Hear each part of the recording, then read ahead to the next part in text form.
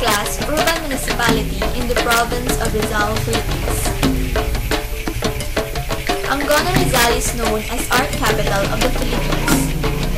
It's actually the center of an artist's haven, which includes the neighboring towns of Binangonan and Morong, an area which abounds with art galleries, museums, shrines, and studios.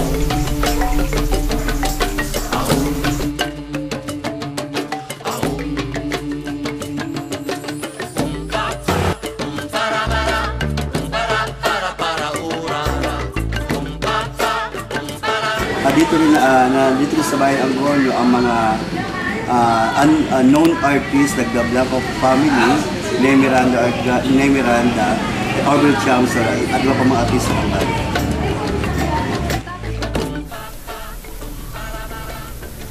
Our first stop is Nemiranda.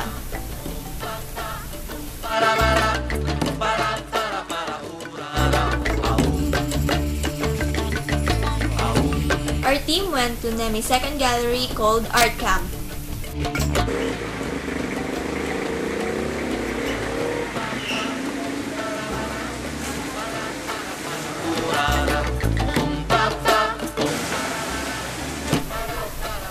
And had a chance to personally meet him.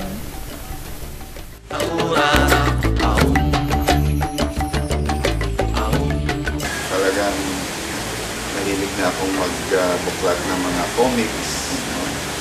Yung mga illustrations sa comics. Binubuklat ko siya, hindi naman ako marunong bumasa. Gusto ko lang na amuse lang ako sa mga drawings.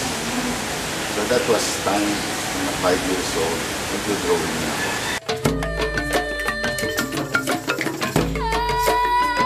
Ako noon puro mga cowboy and bandits, yung para sa comics pa, no? So yung mga nagpaparila, nagsusuntukan, yun ang mga core group sa pinaka sa mga talagang core group na nagtatag niya. Siguro mga natitira na lang ngayon, mga 15. Yun yung purpose ko, magkaroon ng isang museo na kung saan makikita ng mga tao ang naging kasaysayan ng senior sa sa Nemiranda Art House. Mga ukit. Ako ang nagsimula ng ukit sa bato sa Angono. So when you say Nemi Miranda, makikita mo kung paano dumami ang mga sculpture sa bayan ng Angono. Naisaling ko yung dunong sa mga bagong migrasyon. Na tinatawag na sharing your, transferring the talent. But then, dahil sa may passion ka dun sa ginagawa mo, gusto mo yung ginagawa mo, i-improve yung quality. Without passion, you cannot make it. Nemiranda Art Camp is not only an ordinary gallery or museum, but also an institution wherein Nemi can share his talents to those who are also passionate in arts.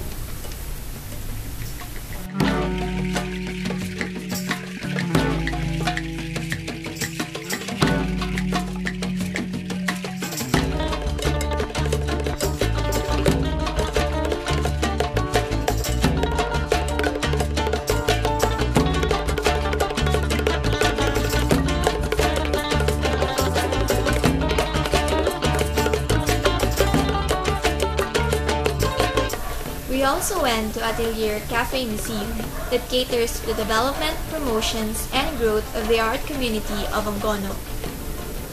Next is Blanco Family Museum. Yung lolo ko, yung great-great-grandfather ko was named Juan. Natutulog siya sa ibabaw ng bangka. Tapos medyo bald-headed siya, malaki ang tiyan niya.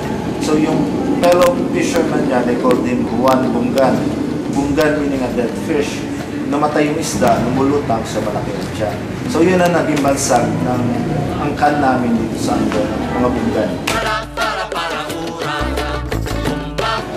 Angono lang ang merong mahabang history ng painting. It could be traced back up to 3000 BC where we have the ginagawa namin yung center of art. Itong Blanco Museum dito sa Angono. Places, yan, banda from Angono, from National Artist Lucio San Pedro. Yan ang mga tinatangkilik na art dito sa music, tsaka visual art. Ito pala. Start with basic ganun ang art. It's a long development. Personally, as an artist and also as a person. So, kailangan hanapin mo yung talagang Blanco family of painting has its own museum along a simple, unassuming road in Angono, belaying the extraordinary collection of paintings Jose Pito D. Blanco, his wife, and 7 children have produced through the years.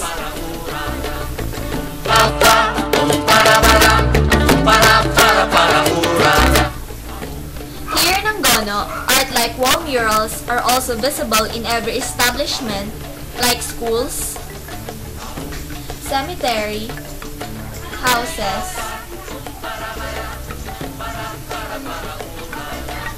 and even barangay hall.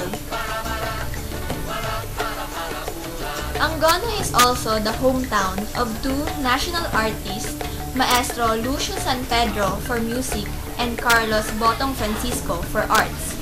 This gigantes was influenced by the Mexican art form of papier-mâché brought by the Spanish priests to the Philippines.